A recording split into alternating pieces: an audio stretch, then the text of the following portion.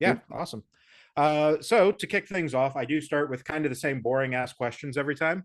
That's okay. Simple introduction, bud. Who are you, and just a little background on yourself. So I would be James Clark. Sorry, I've lived in America for 20 years now, so I Americanized my Clark, but I'm actually English. But um, lead singer of Kill the Lights, the Awesome. band Kill the Lights. Yeah. So for people that aren't familiar, you guys have been around for a while now. Kind of Yeah. a super group, if you will. Talk a little bit about going into this project. I think it came at a time where all of you, maybe I'm speaking out of turn, but it feels like it came at a time when all of you kind of had a little bit of burnout going on with the current projects, and just things were starting to separate. Yeah, I mean, so if we go back, it's really been 5 years already, Yeah. is where, it all kind of started. Initially, what I was on tour with Moose and Bullet back in the day with my old band. And so we kind of had a relationship through that, and then through Facebook. And he randomly kind of posted on Facebook one day, "Does anybody know any good singers?" And I was kind of like, "Well, I know a singer. Right. Um, we'll see what you think after that." But I said, "Is it for somebody else?" He's like, "No, I'm actually putting together a new project with Jordan. We've got a couple tunes we kind of written already, and I can fire." He said, "I'll fire you over a couple tracks and throw something down and see what you come up with." So. Um, first demo I did was there's a song called "The Faceless," so that was actually our first ever single we released. So it went well, and kind of started there. Brought Travis in, and things started getting rolling. Next thing you know, we kind of have management and negotiating record deals and all that good stuff. So it went pretty quick.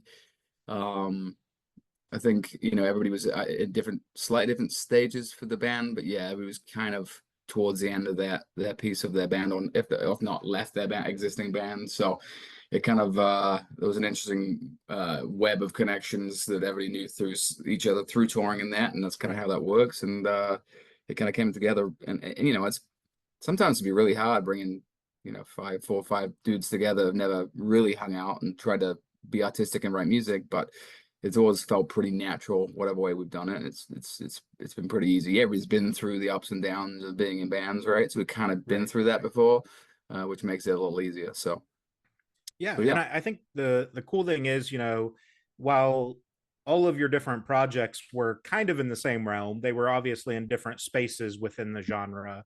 But I think the underlying theme, and it ties into kind of why I wanted to talk to you, is you guys have always talked about mental health through your songs and through your stage presence and things like that. When forming Kill the Lights and kind of deciding that this is going to be a long-term project, how important was it that that message be carried on and conveyed through this stuff?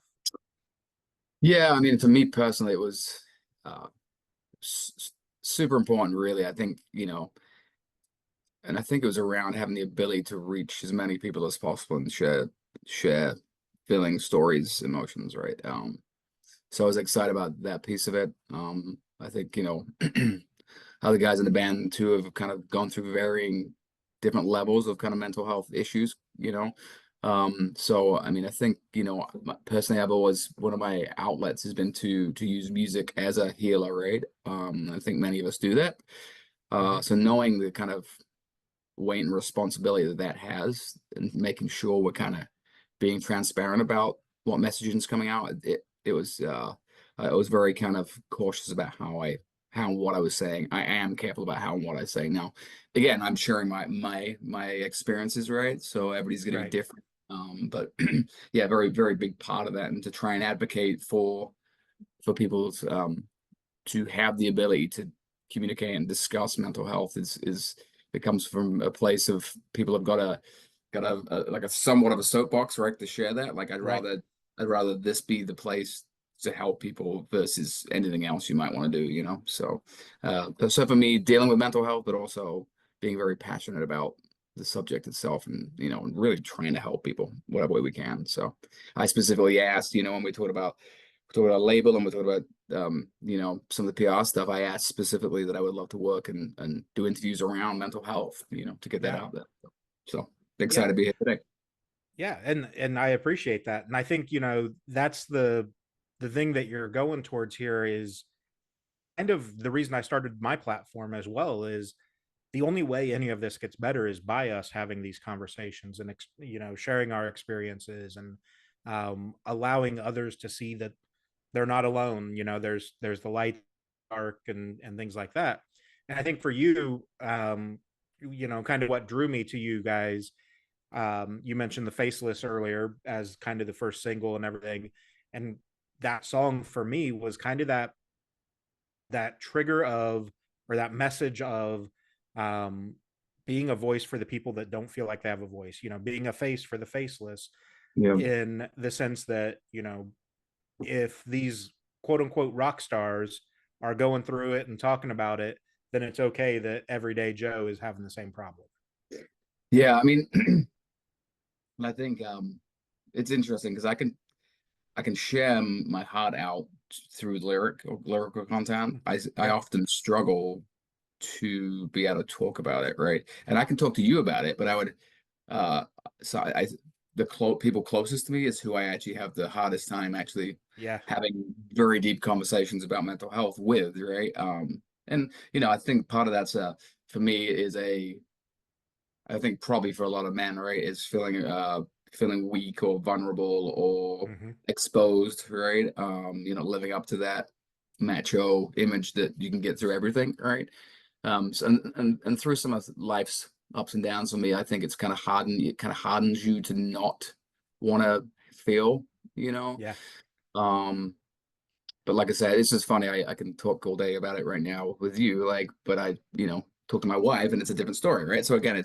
it's having that comfort factor. And again, this is me also being transparent, saying, look, I struggle with being able to talk too. I Yeah. I advocate it, but I struggle to be able to share my feelings. It's normal, you know. Yeah, for sure. And I think, maybe that's the misconception, or the sore spot for people that aren't necessarily dealing with mental health, but know somebody that is, and they're like, well, why can't they share with me? Why don't they talk about it?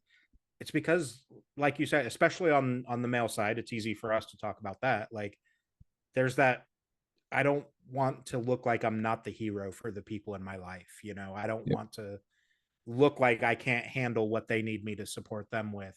And so I think a lot of times, we do bottle it up, and maybe we can talk, like to each other or to the quote unquote acquaintances around us. But a wife, a mother, a father, whoever, is much more difficult of a conversation to have. Yeah, for sure. Yeah. Agreed. Um, so kind of as your mental health journey took place, or is taking place, but like, what was kind of the initial moment for you, I guess, as you started to age? And I'm 38, I've been dealing with it as long as I can remember as well, but like, where was that trigger moment where you were like, maybe there's something off here? Yeah, for me, it goes back to, which is interesting. If I look back now, I've always had anxiety my entire life. Yep. I didn't know what that was, but I've had that. I've always had kind of bouts of somewhat depression, kind of seasonal depression specific. I live in the Midwest in Minnesota, Wisconsin area, so Yeah. plenty of snow and cold. So that's a thing too. And then it's going back just before kind of COVID hit, and I had my first panic attack. I never had one before, And I was in Mm-hmm. the middle of, where was I? Austin? No, in the middle of Texas at an event, and just lay in my room and had my first ever crazy panic attack, and I thought I was gonna die. Yeah. That's the thing too, like chatting with people about, if you've never had a panic attack, you can never imagine the depth of what that feels like. But that's what kind of triggered some of these things. I had some kind of, there's factors that play into me triggering my anxiety, lack of sleep, and everything else too. But it was definitely that trip in Texas specifically where I had my first panic attack, and it followed another one 3 days later, and all these things are rolling into themselves a little bit, and then Yeah. again, I'm married with kids, so a lot of what the absolute recognized anxiety is worry. My worry for everybody else, and that really started. So probably 10 years is probably where I've been, where I've like notably been able to define that I have anxiety and kind of some depression and Yeah. panic attacks too. So now, Yeah. I mean, with my panic attacks now, like I can feel them coming on, so I can kind of sense it. I can somewhat quash it with just certain things, but they still try and rear the ugly head on me. So Yeah, and I think that's, unfortunately where Hollywood has kind of fucked the view of it all, right? Like in Hollywood, a panic attack is, oh, they're hyperventilating a little bit, yeah, they're, maybe crying, whatever, but it doesn't seem that bad. But like you said, like for anyone that's had a true panic attack, it's completely debilitating. You don't know what's happening. You feel like your heart's going to explode. You don't know where your mind is. Like it truly feels like every piece of your body is being pulled out and you don't know where to focus. yeah. I mean, my first one, I was busy messaging, texting my family members. I love them because I kind of thought that was it. Yeah. I'm like, I love you. I'm trying to get like 8 out. Like my brother texted me back. He's like, "What's wrong with you? Like, are you Yeah. drunk?" I'm like, no, Right.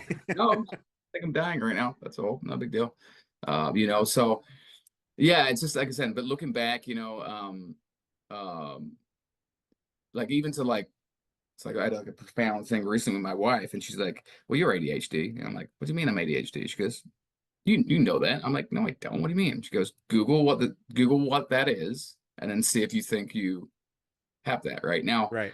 I grew up in a time when that just wasn't a thing, and we didn't have any discussion around that. There was no counseling or anything for that. So, but and that it was like an epiphany for me too. I'm like, what? You've recognized this? We've been married, 12 years. You recognize that, but I can't even see that, And so that in itself's crazy too. So it's again a lot of underlying things along with stuff that happened in my life that was always there, just waiting to come out. So Yeah, and I think it's interesting, you say that you grew up in that time. I was there with you as far as like when we were growing up, ADHD didn't exist. It was, oh, he's the class clown. Oh, he's just yeah, acting out. It's yeah, we didn't know. He doesn't like school. Like it there wasn't a name to it. And I think, it kind of set us up for failure to some extent with that, right? That if you would have known at 12, 13 years old that, oh, I have ADHD and here's what I can do to fix that, or, work with it and cope with it, maybe it wouldn't affect you this bad later in life. Same with anxiety and depression, right? yeah, yeah, for sure. Yeah, it's interesting looking back and again knowing now what I know, but it took me so many years to get to that understanding. You know what I mean? Yeah. Yeah. And even say, hey, the word anxiety, what is that? You know what I mean? I took me under the sitting down with my doctor that I'm quite good friends with, and he's like, well, you know what you got going on, right? I'm like, no, I don't know what I've got going on. So we had to map that out for me real quick. You know what I mean? Yeah. So, but Yeah. yeah, it's a journey. It for sure is. And I think that's, one of those things too, where people, you mentioned the doctor, right? And again, I'm 38. I just went to my doctor last year and said, hey, something's not right. I'm 37 years old. And I knew that I'd been battling depression, but it took me until 37 to sit down with a doctor and be like, okay, I think it's time we address this. Yeah, yeah, yeah. It's just finding that's whether that's a low point. So oftentimes it is something triggers it, right? It is an event that kind Mm-hmm. of forces you into that place. Again, for me, I can tell you the exact, you know, exact weekend, probably in the evening to the time when that first panic attack, which kind of rolled everything in itself, and then it exposed everything that was kind of going on, Yeah. question everything, you know what I mean? So, Yeah. yeah, And it really does. It makes you question, the panic attack where you start to feel like you're potentially going to die. Then as you come out of that, there's all these questions about, okay, well, how many loose ends were there? You know what I mean? Like you said, you were texting 7 or 8 people. yeah, Like I need to address those relationships as well so that yeah, they can understand what's going on with me. yeah. Yeah, it's and looking into kind of like now understanding a bit of my family history, there's been stuff both sides that's but again suppressed because people kind of didn't talk about it, right? So Mm-hmm. I really feel like in the last 10 years really it's become a place where we can seem to be able to talk about it, and And you got a lot of advocates on the sports side too, and some of those pieces where they're reaching out and sharing. And again, previously a lot of guys couldn't share that weakness for being judged or being pulled off the team or being having issues at work, whatever that looks like, right? It's Yeah. just I think it's become in a good way a lot more socially accepted or understood that it's a thing, it's its own entity, and people need to have support and treatment for it. Yeah, for sure. For you, what's it been like, now that you've been able to identify it, been able to work with the doctor and the family, and kind of what's it been like for your process as far as coping skills, or, managing some of these things so that the anxiety doesn't ramp up as high, maybe?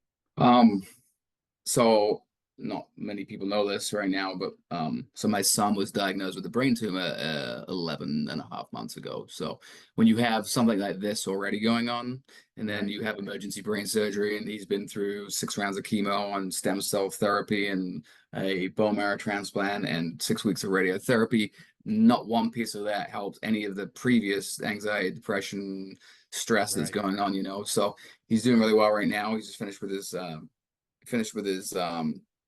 radiotherapy about a month ago. He's been in sports the whole time. He played baseball the whole season while doing chemo, and plays hockey. So he's been playing hockey the whole time while doing radiotherapy. So he's a legend in himself, and Right. a wonderful example of how to get through some very difficult times. But I mean, we've been through probably the hardest. It's been the hardest year of our lives, and just to even try and get. So for me, faith has been a big part of that, but also the support of our family too, and really just kind of more recently I've been focusing on eating healthy and working out, and it took me a while to get there, but it's just I was cycling in this just kind of I couldn't mentally get out of the negative, just rolling on itself. Right. um and so that's only been the last couple months. Now it was fight or flight for me for the previous 10 months. It was just I had to stay strong. There was no choice whatsoever, and so the body does a wonderful thing when it needs to. It holds it together. I Right. had to do that. There was no option for me to have a breakdown, and I felt very close to mental breakdowns 30 times throughout the time, just the crazy stress of it all. But again, we've got through it, just supporting and talking, and again, it's been an absolute battle, but well, hopefully the end now, and we're just it's just um not taking things for granted, really, spending time with your family, doing things that you've been putting off. And again, for me in the last 2 months, it's been working out and eating right. I've been trying to do that, and it does help. It makes me Yeah. clear that. And part of it's talking yourself out of it. I constantly I just maybe you have the same thing, but I roll from one thing to the next. I'm forecasting the I'll think about 24 hours later, I'll think about a conversation I had with somebody and what they're thinking about what I said in that conversation. Yep. And I'll get all kinds of guilt, and I'm wondering what they thought and what they did. That's a constant for me. Yeah. So again, I play in a band, so everybody's judging what I do. Yeah. Everybody's listening to the judgment there too. It's hard not to get sucked into that sometimes. But I mean, what's interesting for me is I can play in front of 5,000 people, and it doesn't bother me a bit. You put me in a room with 5, 7 people, or a little gathering of people I don't know, I am the most anxious person you'll meet. But like my fight or flight or just kind of natural reaction to that is to power through it and be kind of the guy, that everybody's making laugh at the end, at the end of Right. it. Yeah. But the entire time, I'm absolutely a state of a bundle of mess of Right. anxiety and stress, and but I put on a good face. But I think I've always done that. You know what I mean? I have to push through the what is not comfortable to me to get there. And people are like people always say there's no way you get anxiety. Or I'm like, oh, absolutely. This entire time I've been this event, I have full anxiety right now. But a lot of Yeah. us learn how to just kind of just suppress it. Yeah, for sure. I think that goes into this thing that I call the Robin Williams mask, right? So Yeah. Robin Williams obviously loved to make people laugh, and then nobody knew the demons he was fighting and all Yeah. that. And I think it's a much more common thing. I'm guilty of it as well, where I've dealt with it for so long. I know how to hide it when I'm around people. And same thing as you, like I'll be in a smaller group of people that I don't know, and it's like on the inside I can feel like my core temperature's rising, my heart Yeah. rate's going, and I'm just nervous or anxious. And then it's like, but on the outside, same thing. We're just talking, having a fun conversation. I'm making people laugh, cracking jokes, whatever. And I think that's the case for a lot of people, especially that have dealt with it long term. Um, but I think, too, you mentioned the going back and thinking about conversations and like how that affects people. I used to joke with this person I used to work with about, she was notorious. She would send me a message and be like, "Hey, can we talk a little bit later?" No, we need to talk fucking now, because if we don't, Yep. my mind, I'm thinking of every Yep. possible scenario that this conversation is. Yep. Yeah, that's me. That's like a standard day for me. Pretty Yeah. much every version of everything is happening all at the same time, you know. Yep. Forecasted everything. Everything's mapped out. It's already, yeah, and that's that is anxiety itself too, you know, and the depression kicking in, and it's all those things working together. And for me, um alcohol is a bit of a trigger too, in that sense that I have to be careful with myself on that, Mm-hmm. can definitely say some of the worst times in my life have been while having too much alcohol. um so I think that balance is important, and trying to scale that so it's reasonable. I'm like, never had a problem with it. I can go a month Right. without drinking. It's not like that piece of it, but it's easy to slip into five, 2 a night or 3 a night or five. It's for me, it's that not having more than X, right? Because I know when I get to Right. this point, and that itself just rolls into the issue with my own mental health then too. And you just roll onto itself, right? One Right. negative thing, another negative thing, you know what I mean? So I'm aware of that now too, but it's just, didn't always see that in the past, Well, so yeah, especially with alcohol, right? Because it's a downer in itself. So then it's just amplifying all the yep, negative that's going yep, on, and you just start to soak in it, and it's really hard to pull yourself out of that sometimes. And I think the fact that you recognize that is a huge testament in itself, because I think unfortunately a lot of people don't recognize that as a factor or a multiplier of it. It's just, oh no, that's what I do to take my mind off of it. Well, but if yeah. you really sit and think about it, did it take your mind off of it, or did it just bury you deeper? Yeah, I mean, Jay, our bass player, he went through a really tough time, and has been sober now, I think, for 6, 7, maybe 8 years, and he was actually working at a treatment facility, helping, like he was actually a manager Yeah. there. That's what he ended up getting into, and he's a great example of going through the battle and coming through the other end. And he's in such a great space. He's such, he's got a wonderful wife and kids, and his life is such a testament to that. But it took him a lot of work to get there, and it was a lot of counseling, a lot of the battles that we're talking about now that he had to go through to get there. And I figured out who he was, and that he's a great person too. Is a tremendous with kind of the fame that he had, and the guys in Bullet had, and being Hmm. young and having everything to your disposal, right? Yeah. It was a challenge, but like I say, he's come out the other end and just is in such a great space. It was wonderful to be able to see that, and he's a great example of that. Yeah. And I think what you said there really hits at home, that you kind of have to identify who you are, right? Especially in the music scene. So maybe not everybody's going to relate to this entirely, but like there's a difference between the James that's on stage and the James that sits at home on the couch. And Yeah, identifying where the overlap is and who the true yeah, person is really important to figuring out how to deal with everything. yeah. I mean, it's I think, again, when you play in a band too, there's these expectations around what you should Right. do, how you should act, and the kind of stuff you should get up to, right? And it's the attention too, right? So people, it's interesting, right? You have artistic people that are attention seeking, and there's all these things, right? If you look at what the traits are of musicians slash artists, they we've all got issues, I think is what it is. And maybe it needs that, we need to have some of that issue in our life to create some beautiful Right. art, right? Yeah.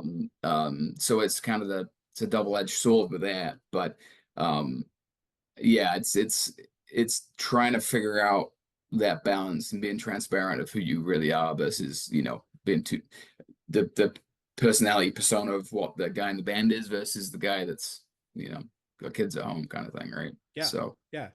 But I mean, I think the guys in our band have been kind of through enough of that we've kind of been through a bunch of the bullshit, and now it's like hey, we just love writing music and hanging out and playing music, right?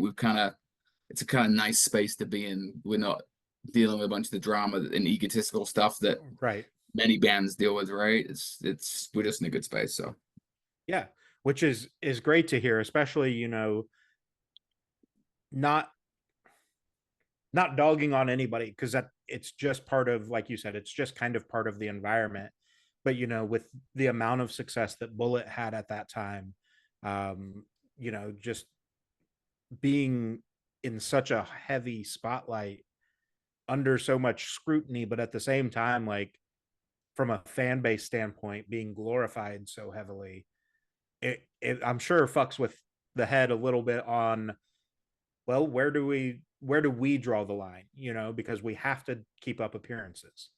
yeah, and the thing too is when you get you know, many musicians kind of get it kind of it's you kind of get you're in your own world, right? So I had a good conversation with Moose when I was in Bridgend with him once, where they're based in Wales, and he talked about going on tour, right? And you're in this world of busyness and going, and you know, you got thousands of people there screaming for you every day, and you come home.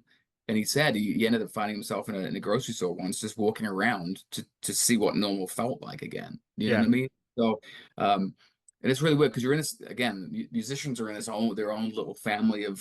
There's only so many people that are dealing with all kind of can experience that at the same time. You know what I mean? And sorry, I got a call. Apologies. you're fine. Um, Yep. but it's a very nichey kind of 1% of people that actually know what that's like to deal with. You know what I mean? So it's been it's an interesting fact. And also an easy way to get sucked into every day as a Saturday night, right? Like Yeah. there's no need to you know, you have to get up on Monday. It's every day is Saturday, which is you know, good but mostly bad if it's on the partying side of things. So yeah, I think for us it's been just kind of like consistency around working out and doing those kind of things and staying healthy, eating healthy, doing all those kind of things, you know. Yeah. Yeah. Yeah. So let's talk a little bit about the writing process for the new album, Death Melodies. Um, Obviously, COVID played a factor in some of this, and you were writing at that time with your son's health concerns. Um, Kind of walk through taking all of that emotion and that anger to some extent, that, you know, guilt maybe that existed because of what you're dealing with versus other people, and trying to pour it into this album. But you do this thing, and I commend you hugely on it, where, you know, you said you're very good at the lyricist side of it, and I think it's true, because like, while I can see that some of these songs to you are probably very, very specific, you write them in such a way that pretty much anybody can listen to and be like, cool, I know where, you know, where that moment was for me. But for you, as you were pouring into this album, kind of what did that look like? Yeah, I mean, I think again, it was just the time and place or time and space I was in, right? And the guys give me a lot of crap because it's like, oh God, it's another it's another depressing one right now. Right. Yeah, well, I can't do happy, so I'll one day I will. Um, you know, again, it's just certain. It's just where I'm at in my life or Yeah. where I was at in my life, and that's all. I find it much easier to write about that, of course, right? I don't Mm-hmm. want to bullshit my way. I lied through and pretend to write something it's not. You know what I mean? It's Yeah. pretty gloomy at times, and part of the so the name Death Melodies, I came up with that for the actual song title, and I'm like, boys, that might be kind of a good album title, you know, Mm-hmm. because realistically, in my head, what that is, Death Melodies is a soundtrack. It is the the vision of like walking the album is a walk through your life from birth to death. There's only one guarantee we're gonna die, right? But it is that soundtrack to that, and it's the songs, death metal, the songs to get to the end, right? And what does that Yeah. look like? Each song represents kind of a story in it, you know, in those phases of life. Um, So that's kind of the vision I see for it. And it was kind of based around that. We, again, some of these tracks started, COVID hit when our first album was just about to be released too. Right. So when we talk about like depression, like in my head, we had a huge opportunity for the first album to do so much stuff. We had so many tours lined up, all these wonderful things I'd kind of personally dreamed of my whole life, and it was just grabbed and taken away and dissolved very quickly, right? So it's Yeah. and to me it's like I felt like I was fighting. I've been in 3, 4 bands in my over 20 years. I've been battling for so long to get to this point, just holding on with the hope of that. And I'm like, oh, I actually I'm making it now. And then again it goes, and we'll have a pandemic right now. We'll just throw that out there. We'll just do that. You know what I mean? It's Yeah. like, are you kidding me right now? The first time in music history that's anything shut down because of a pandemic, and it's going to be a couple months before my album's supposed to be released. Yeah. So that was a huge kind of huge part of that too. Just that weight of not doing what we should have done, and yeah, that was it was some difficult times with them. The boys flew out to Canada to do some writing sessions because they couldn't come in the US, but we could go in Canada. We could both go in Canada, so Yeah. that happened. Traditionally, we've always done stuff. We've written half. If you break the album down, a third of it's written all together, a third's written as a couple is together, and other parts is like everybody has an idea and we throw it together. So we've always done it like that. And the world and the ability to record music today is 1,000 times easier. So you don't. Sometimes it's easier to just have an idea to start, and we'll build on that. So Right. we had about 23, 24 collective songs for this album, and then really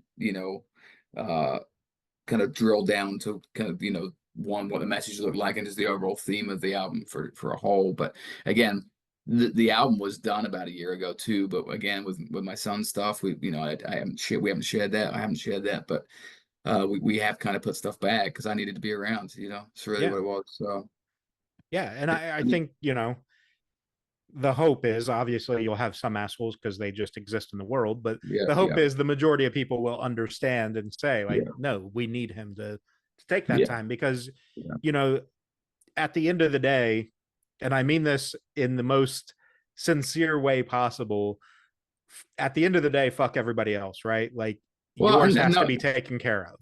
yeah. At the end of the day, like I had cancer 14 years ago, and myself dealt with that, and I learned through that, but it quickly gets forgotten that at the end of the day, nothing really matters besides your family and your health, right? That's it. Mm-hmm. Like you can take everything else away, and everything is replaceable besides those things. So, Yeah.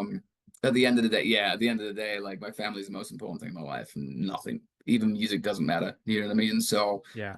at the end of the day, it's just like, and to be honest, the guys have been absolutely amazing, absolutely amazing. Like I kind of asked for better bandmates with that, just with there's been no pressure, and the label too, not a single Right. ounce of pressure to do anything other than to take care of my family. So, um, that has been very good. Yeah. So Yeah. It all ties back to the mental health side of things too, where like it feels like what you're saying is now in the music industry, you kind of have the support circle that you need outside of the music industry as well. That we're yeah, here for you. We want to make sure that you're taken care of before we worry about the grand scale. I think for me, right, like being in multiple bands and different parts of my life, I don't know how well I would have done had I had some of this attention earlier on. And part of it's Yeah. probably there's a much bigger plan that I'm not aware of in this, right? Because I probably would have found myself in a bad place if I'm Right. transparent. If I think through it, if I'm actually honest with myself about who I was as a person then and who I am as a person now, two different people. And I don't know if I would have been able to, how well I would have been able to handle any level of kind of decent notoriety or fame or whatever you want to consider it, right? Right. So I definitely feel like I was spearheaded a little bit there, and I probably would have struggled extremely hard with mental health and different things too, maybe some addictions too. No, I've never had any problems with that, but I have an addictive personality, so I could have found myself down the wrong path pretty easy. Yeah. So, but again, it's just part of that walk of life and where you're at in phases in life, and you know, my wife reminds me that you ain't given anything you don't handle. So, um, Yeah. Yeah. that's where we're at. You know what I mean? Yeah, for sure. And I think that's a really interesting perspective that is really hard to come to, right? That acknowledging that maybe you didn't get success earlier in life because you weren't ready for it, you Yep. know, whether that's by grand design or not, you know, depending on people's belief. Like, everything leads you to the point that you're at. And, you know, it, like you said, if you would have gotten that notoriety, that fame, whatever, would you have been in a bathtub in a hotel room at some point, you know, That's and it, right? found? Yep. Yep. And you know, I've known musicians and people that work with my bands that have not made it through, right? And it's Mm-hmm. yeah, just goddamn good people. You know, it's just sad, Right. right? It's not doesn't always make sense. You know, some people can have addictions for 8, 10 years, trying to almost kill themselves, and people try things 4 or 5 times and that's enough. But um yeah, it is a, you know, again, coming into kind of the music scene, artistic scene, and just all those things, and having, you know, the exposure to drugs and alcohol and everything else too, right? It's a dangerous mix that comes with some bad mental health too, you know. Yeah. um you know, we talk about kind of like, you know, Chester is a good example from Linkin Park, right? You know, Mm-hmm. clearly if you listen back to some of his songs, he was sending it, he was talking Yeah. through his messaging too. You know, looking back, it puts a new light on what he was talking about lyrically.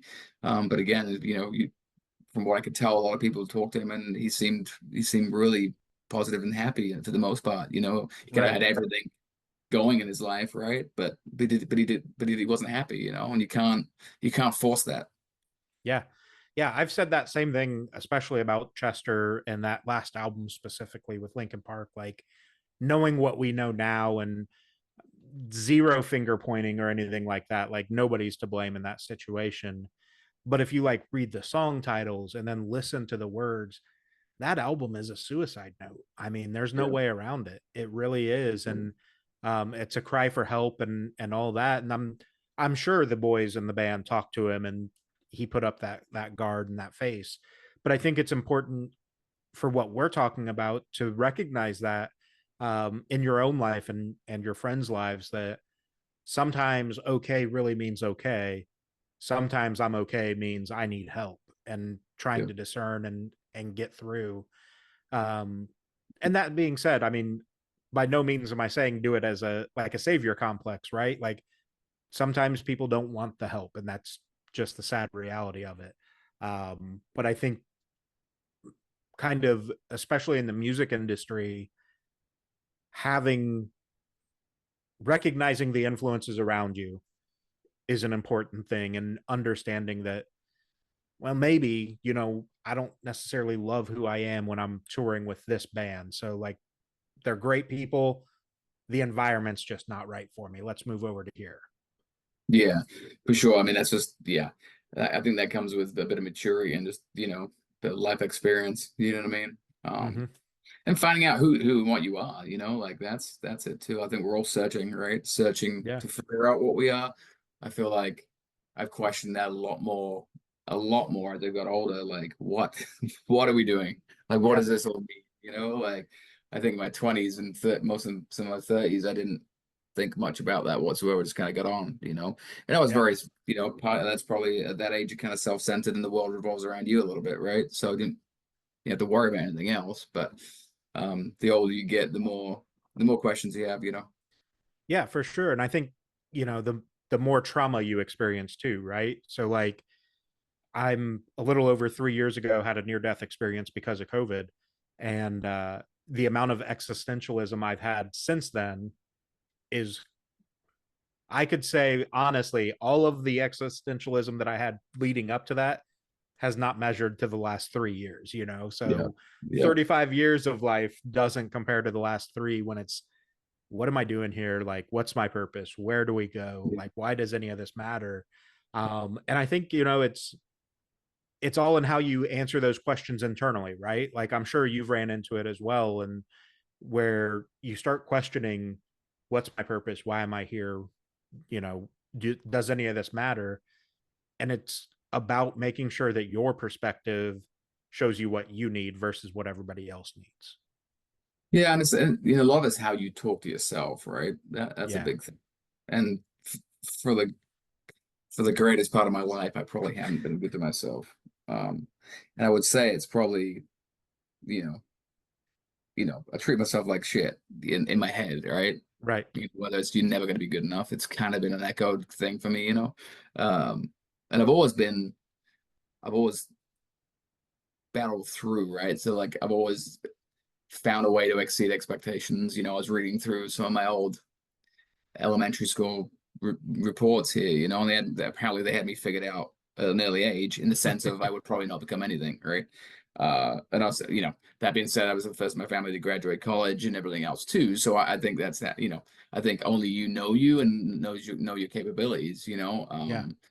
I moved to the US and I had a donated futon mattress and somebody borrowed me that bicycle and that's what I had in my transportation for about 2 years, so I've known the struggle, you know what I mean, and the battle to get Yeah. through. So, I mean, sometimes I think it's my ability to kind of, I'm by no means more talented than most people, but that being said, I will probably continue going when you stop. That's the difference, right? So, Yeah. I think that is one thing as a trait I've always had that I'll just keep grinding. I'm gonna outgrind you by about 7 years. You know what I mean? So, some say it's a good thing, some say it's a bad thing. You know what I mean? The inability to just not just stop. You know what I mean? But it got me, to where I am. So, Yeah, I think it's all about the perseverance, right? Like yeah, there's a difference between the hustle culture, the grind culture, if you will, and persevering through adversity. And I yeah, think, from the stories that you're telling me, you're much more of a perseverance person than well, I grind because I think I'm better than everybody, or I want to work harder because I know what these problems are. yeah, yeah, for sure. And I was a 15-year-old kid in a very stupidly working class town of England that nobody plays music for a living or does anything like that. And I was never supposed to ever do any of that. You know what I mean? So, Moose and Jay as well, right? Coming from Wales, which, is Yeah. a very uber working class, very mining central kind of area, right? They have tons of links to the mines and stuff there. And, for those guys to be able to break out of that is crazy too. It's breaking like a generational cycle. My dad and like 8 of my family members worked at the same factory. You know what I mean? Right. So um it's and there's something brilliant about walking into that factory and working there for 40 years. It takes a lot to do that too. I think at the end of the day we all have goals and aspirations and dreams, right? And we all have a roller coaster of things that happen in life, some fair, some unfair. And I think I don't care what your age, your income level, your religion, whatever, we all have these things to deal with in life. I mean, that's what brings us together, right? I mean, I think the crazy thing is like, with my son's health issues, we have seen such beauty in people, you know, Yeah. the sheer desire to want to help and care, right? And people genuinely, right? And I firmly believe this. People genuinely and for the most part, people are good. They want to be good. They want to help out. Yeah. They need a reason sometimes to do that, right? Which I think is sad because we shouldn't. We should just love Right. on each other at all times. But the amount of outpouring of love and help we've had is ridiculous. But it's people we don't even know. People don't even know. But again, they just want to love on you and take care of your family. So I think the world may be misguided at times. Is a pretty damn awesome place, and people are generally just we're all going through the same journey, right? And we just Right. somebody's struggling, you kind of want to help even if you don't know them.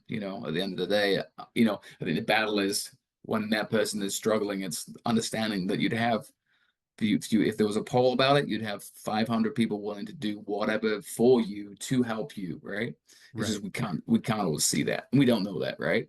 You know, Yeah. Yeah. you're living inside yourself. You can't see that, but you just know that all those people surrounding you, and even people that you don't think would be more than willing to support you. So I think that's important to, I had a friend this weekend even that's been battling and I feel guilty a bit about it because he said, "Hey, let's get together on Monday," and he had a really bad weekend, and I felt bad because he said, "I'm like, well, do you need me? Do you need to get together now?" And he's like, "No, I'm good." you know, well, that was his way of saying I need to, you know, Right. I know that now, right? But I've been living with that for a couple of days too, because I feel like, okay, I need, you know, read the signs, right? You know, but Yeah. I didn't, you know, so it's again, he, you know, he had a struggle of being able to talk through it and reach out to him, but like I say, it's a battle, and he goes through the same things with me, with that share and reach out and ask for help too, you know, Yeah. so yeah, Yeah. Yeah. I think it's, that's the key right there, like what we were just talking about. And, recognizing I'm good maybe just means I'm safe, but I still need you. You know what I mean? yeah, yeah. Yeah, there's no like dictionary to or like Right. script. You know what I mean? Like some Yeah. people are good. Some people I will always say I'm good, even when I'm terrible. I'm good. It's fine. Figure it out. Yep. Yep. And that's You know? that's exactly how I am. And I've got a couple friends now that have learned over the years. We've been friends long enough that, hey man, how's it going? I'm good. I'm okay. Whatever my reply. And they're like, yeah, I don't believe you. Like, Yep. it's time to talk, or you've been quiet, whatever. And it takes a long time to get to those points with friends, and I think it's important. um so kind of as we start to wrap up here, James, um going back to the album, you've got the new album getting ready to drop March 8th. Let's talk a little bit about one of my favorite questions when a new album's coming out. It's kind of a pain in the ass question for the artist every time, though. So it's two part. What's your favorite song on the album, and what song do you think people are going to grab as soon as it hits? Um, let's see. Let's see. What's interesting to me is the singles are not my favorite songs on the album. Yep. Um, I don't care like whether it's happy or not happy too, right? Um, we Ghost of Yesterday is one of my favorite tracks. There's a couple of thrashy-esque tunes that I just got a Mm-hmm. totally different vibe to it too. Um, you know, in this album, I try to push the boundaries a little bit, did some falsetto stuff that's not traditionally, you know. We got a single coming out on Friday, Sleep the Devil, that almost has this crazy gospel thing at the end. It makes no sense, but it does when you hear it. Like so I think what's good about this record as a whole is this Moose was making me laugh the other day because he was like, it's like I explained it's kind of like a buffet. It's all the favorite food in one, you know, but we Right. metal foods. Um, but to me it's a really good mix. It's kind of a like bit of a roller coaster storyline, right? We're not gonna Yeah. it's not the same song over and over again, you know. So Ghost of Yesterday would be a good one. Probably that's one. Did you get a chance to listen through the record? Have you listened to I did. singles? What Yep. do you have So a I think for me, Ghost of Yesterday is up there. Scapegoat is up there. Suicidal was one that. So I yep, do this thing. I listen to albums front to back at least the first couple times that I listen to an album. yep. Those three songs specifically, while listening at work in my office, I was like, I paused what I was doing to focus on the song because they just immediately hooked me, and I'm like, time out. What's that going on? So I love Suicidal is one of I mean that the vibe to that song has got some throwback elements to it, right? As well. Yeah. Like yeah, was it like and again, I'm sure you know when you interview guys in bands, like every song's a great song, you know. Right. It's like the whole freaking album's the best album, you know. I do feel like the balance of it's really good, you know. Like I say, it's most of my favorite songs are not the singles, right? So I think the cool thing is for people that listen to singles and think it's good, I'd be most excited about hearing the whole album, you Right. know. I think it takes you on a bit of a journey. I think we've kind of captured that. We've kind of explored new elements, but it's still. I think the good thing about this record is we found kind of who Kill the Lights is, right? It's not like Mm-hmm. I think the first album was a glimpse of like molding us into what Kill the Lights is, and not just kind of like these dudes from these bands, you know? Because when you say Right. supergroup, right, that creates its own level of expectation and kind of pressure, right? It is what it is. Now, there's plenty of supergroups that don't write good stuff too, you know? So, Yes. Yes, there are. um, you know, I'm excited that I feel like this one, it's been long enough. It is our second record that now I hope that people identify that this is Kill the Lights and not it isn't a super group. It is a legitimate Right. band that that's didn't just write a good first album, has come out and pushed the boundaries, and I feel that it's better than the first one, right? I think we've kind of Hmm. stretched everything a little further and explored in areas we didn't before, but have been wanting to do it on this one, and taking risks with some more mellow songs, but also super heavy songs. And when I listen to a record, I want to be engaged. I want to listen to. I want to go to the next track. I want to listen through the entire record. Right. There's plenty of records that've got 2 singles on it, and that is it. It's fluff, you know. Yes. Um, and we battled through the 24 tracks to get to this, to figure out what made most sense dynamically, you know. What's interesting too is when you chat with the guys, everybody's got 3 or 4 different favorites. It's maybe an Right. overlap here or there, but on this record, everybody has kind of different favorites, which hopefully is a good sign, and people appreciate that and enjoy it, you know. Yeah. What's your feeling on where this has gone as an album? I think you're right. You know, the first album, I think is a great introduction, but it does kind of, maybe out of musical journalist biased, carries the weight of it's a supergroup because of the names. Yep. But I do think it was a solid like introduction. This is kind of the space we want to be in. Here we are. You're going to recognize this, right? I do think you're right though. Like this album is, if you didn't tell people who Kill the Lights was, who it's made up of, or anything like that, they're gonna go, "This is a badass album." Like this is its own independent thing. To your point, I think this is the epitome of killing that sophomore slump that every band seems to get into. This Yep. is the Terminator 2, if you will, where like, hey, it holds up. It's as good as the first, if not better. So, yeah, no, I think you guys are killing it. I think this album, hopefully, with the space that we're in, with metal, heavy music, whatever, being a bit more mainstream now, my feeling is this album is going to put you guys in those conversations now too, where, hey, have you heard the new Bring Me the Horizon's the easy one to name, right? Have you heard the new Bring Me album? Yeah, that's dope. Have you checked out Kill the Lights yet? Like, you're going to be those types of conversations. Yeah, yeah. And if we achieve that and can, we announced it's a European tour today. Mm-hmm.